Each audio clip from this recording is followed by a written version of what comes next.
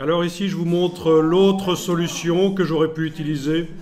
Et je vais pour ça jeter le calque que je viens de faire.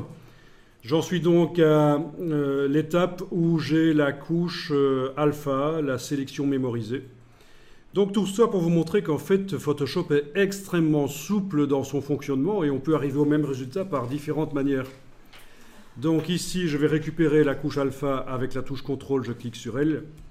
Je vais l'inverser parce que c'est le mouton qui m'intéresse, sélection intervertir, donc c'est le mouton qui est sélectionné comme vous voyez. Ça vous ne faites pas, je vous montre juste. J'ai un seul calque parce que je suis revenu en arrière comme si je n'avais pas fait le tampon. Et je vais faire calque nouveau, calque par copier. J'obtiens donc un mouton, une moitié de mouton sur un calque. Ensuite, ça va être facile de mettre entre les deux un calque sur lequel je vais travailler au tampon. Voilà, au tampon, voire même, et c'est ça l'intérêt, je pourrais aller chercher une portion. Donc d'abord le faire au tampon, je vous montre. Alt et puis aller dupliquer.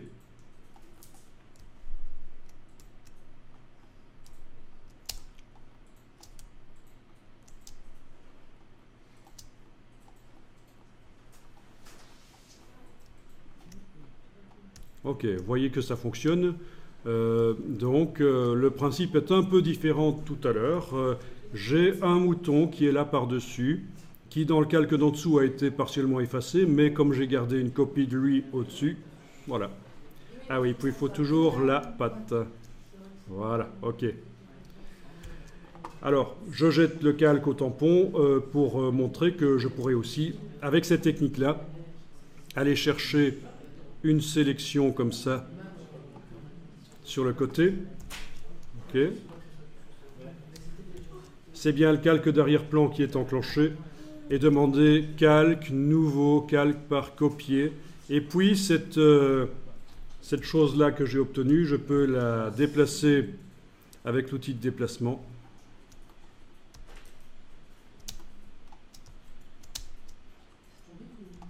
Voilà, la déplacer, comme on a fait tout à l'heure, voire même avec la transformation manuelle, l'agrandir. Mais dans ce cas-ci, ça ne va pas donner bien. Donc il va falloir que je la déplace, que je duplique à nouveau éventuellement le calque et que je déplace à nouveau. Donc c'est bien sûr du cas par cas. Il faut vraiment travailler au cas par cas ici.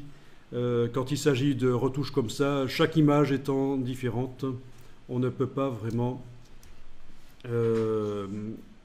donner une procédure.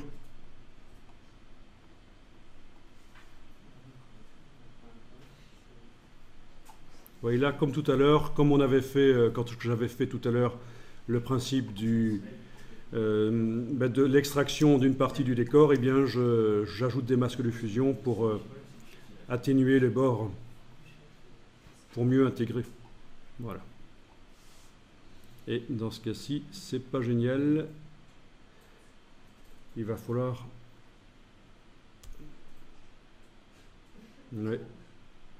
bouger un peu. Ah oui, masse de fusion ici. Ok. Bon, donc toutes les techniques sont bonnes. En fait, avec du boulot, parfois ça demande beaucoup de boulot, il faut voir si ça en vaut la peine, mais on arrive vraiment à faire des trucages photos intéressants.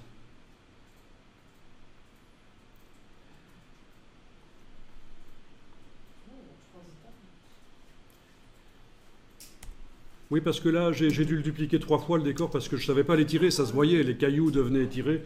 Vous voyez, ça se voyait.